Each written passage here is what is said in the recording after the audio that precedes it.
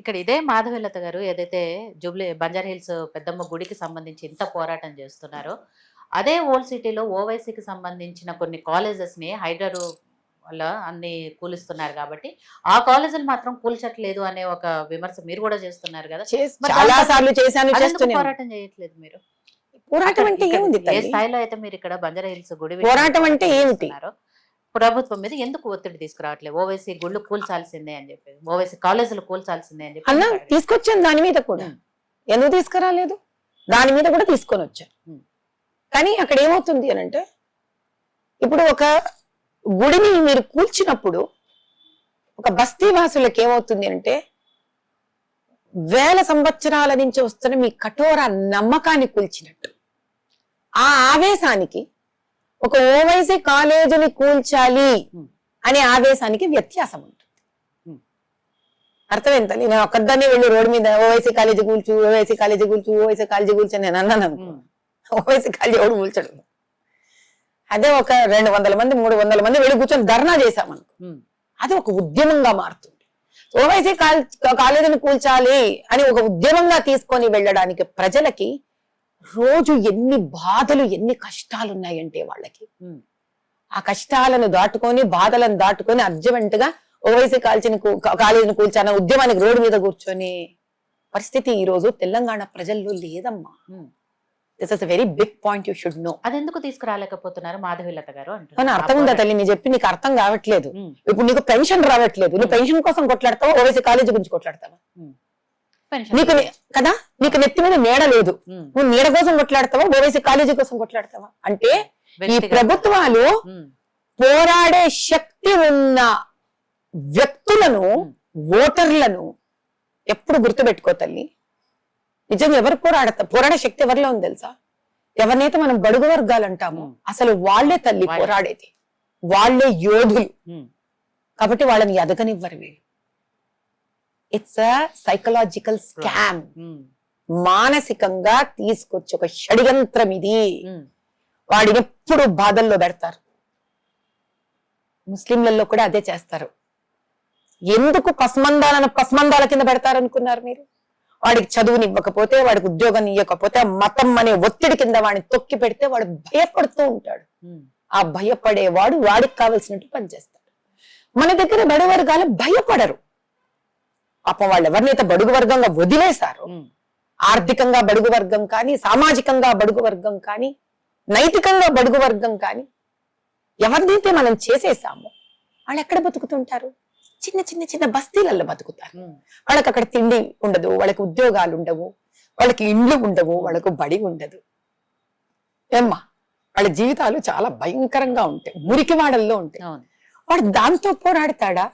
అర్జెంటుగా వచ్చి కడుపు నిండిన వాహనంలాగా ఓవైసీ కాలేజీ కోసం పోరాడతాడా? చెప్పుతాను. ఉమ్, ఈ రోజు నాయక్ బస్తీ ఫలక్నామాలో ఉమ్, కేవలం ఒక్క 30 ఇండ్లు మా 250 ఇండ్లు కట్టి ఉన్నాయి వెనక ప్రధానమంత్రి ఆవాస్ యోజన. ఇప్పటికీ ఇది నేను ఒక 200 సార్లు ఎలిగెత్తి అరిచాను, ఉమ్, అయినా తేడా పడట్లేదు ఎవరికి. మొన్న ఎందుకు ఉద్యోగం చేయట్లేదు అమ్మానని ఫలక్నామా గురించి, ఇప్పుడు దీని గురించి మీ దగ్గర చెప్తున్నా. ఉమ్. 100 సార్లు చెప్పా, కలెక్టర్ దగ్గరికి వెళ్ళా. ఏం కలెక్టర్ గారి గొప్పతనం ఏంటి అని అంటే 250 ఇళ్లు ఉన్నాయి. ఉమ్, 10 ఏళ్ల క్రితం కట్టడం మొదలైంది. అంటే ప్రధానమంత్రి గారు వచ్చిన వెంటనే ఫండ్ వచ్చేసింది వీళ్ళకి. ఆ, ఏం తల్లి, 5 ఏళ్లు పట్టింది కట్టడానికి. ఓకే. ఆ తర్వాత 5 ఏళ్ల నుంచి ఉమ్, ఆ 250 ఇళ్లలో కేవలం 70 ఇండ్లే ఇచ్చారు. ఎవరి 70 ఇండ్లు? ఆ స్థానికంగా కూలగొడితే తప్ప కొన్ని ఇండ్లు కట్టలేకపోయారు. ఉమ్, స్థానికంగా 70 ఇండ్లు కూలగొడితే ఆ 70 ఇండ్లు ఇచ్చారు. సో ఇంకా నీకు 250 నుంచి 70 ఇండ్లు వెళ్ళిపోతే నీకు మిగిలింది ఇంకా 130 ఇండ్లు.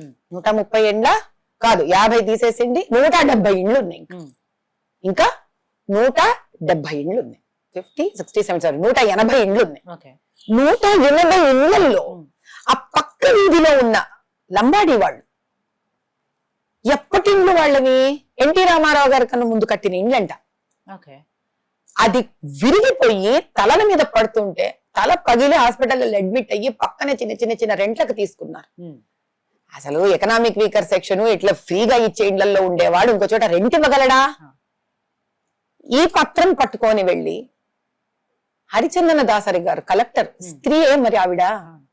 మరి ఆవిడ ఎటువంటి వర్గం నుంచి వచ్చింది?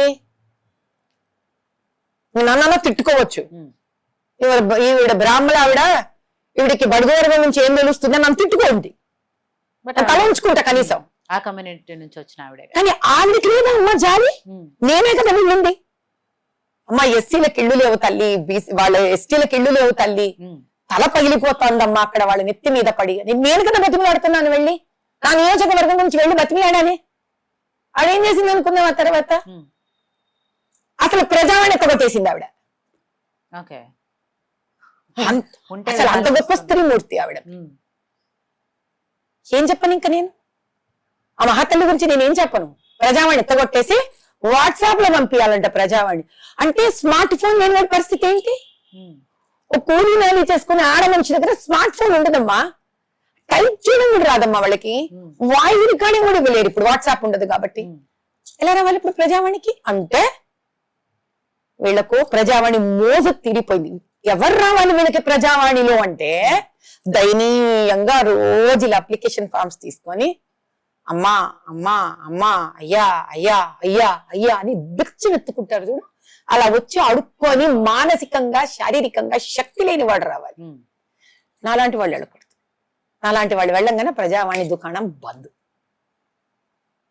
అయిపోయింది.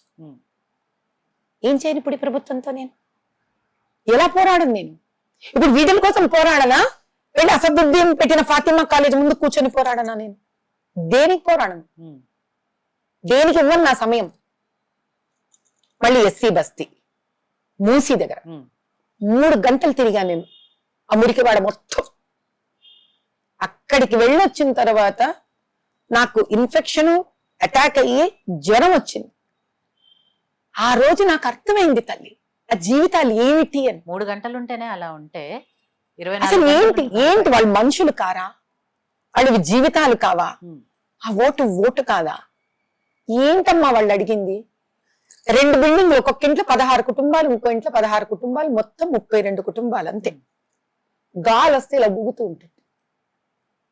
ఏమడిగారు వాళ్ళు? 30 ఇళ్ళు, 32 ఇళ్ళు. నీకు అక్కడ 180 ఇళ్ళు ఉన్నాయా? ఆ పక్కన ఎస్టీ వాడకి ఒక 30 ఇళ్ళు, ఇవి 32. అప్పుడు కూడా 170 ఇళ్లలో నీకు ఇంకా 108 ఇళ్ళు ఉంటాయి కదా తల్లి. లక్షలు కోట్లు భూములు తినేస్తున్నారు. బడుగు వర్గానికి కట్టించిన ఇళ్ళు కూడా తినేస్తే నేను ఎలా పోరాడాలి? పోరాటం అంటే ఏంటి? వాళ్ళ ఆఫీసుల చుట్టూ జీవితాంతం తిరగడమా? ఏం చెయ్యాలి నేను? నాకే ఒక డెడ్ ఎండ్ వస్తోంది ఇక్కడ. నాకే ఒక డెడ్ ఎండ్ వస్తోంది ఇక్కడ. వాడేం చేస్తాడు? ఇంకా ఎస్టీ వాడు ఏం చేస్తాడు? ఎకనామిక్ వీకర్ సెక్షన్ వాడు ఏం చేస్తాడు? అసలు వాళ్ళకి ఎలా పోరాడాలి తెలియదు వాళ్ళకి. ఆ పోరాటం తీసుకొని నేను వెళుతుంటే నాకే వాళ్ళు తలుపులు మూసేశారు అక్కడ. జిహెచ్ఎంసీకి లెటర్ రాస్తారు, జిహెచ్ఎంసీ వాడు ఇంకోటి రాస్తాడు, వాడు మళ్ళీ వీడికి రాస్తాడు, వీడు మళ్ళీ వాడికి రాస్తాడు. తిప్పేస్తారమ్మా ఆఫీసుల చుట్టూ, ఆఫీసుల చుట్టూ, ఆఫీసుల చుట్టూ, ఆఫీసుల చుట్టూ. నువ్వు ధర్నా చేయడానికి లేదు, నువ్వు ధర్నా చేసి ఎత్తుకెళ్ళిపోతారు నిన్ను. రాజ్యాంగం ఎందుకు? ఏంటి దౌర్జన్యము? ఇప్పుడు చెప్పండి మీరు, ఏంటి మాడిన సొల్యూషన్ ఏంటి? పోరాటం నేను ఆపను, కానీ ఏది సొల్యూషన్? నాకు నేను రెడీగా ఉన్నాను. ఏ సొల్యూషన్ ఇస్తా సొల్యూషన్ చేయడానికి రెడీగా ఉన్నాను. ఈ మధ్యలో ఈ ఫాతిమా కాలేజ్ గురించి నేను పోరాడనా? ఆ ఫాతిమా కాలేజ్ దేవుడరుగా ముందు మూసీ పక్కన ఇల్లు కొట్టేశారు. వాళ్ళకి ఇప్పటిదాకా అందరికి ఇల్లు రాలేదు.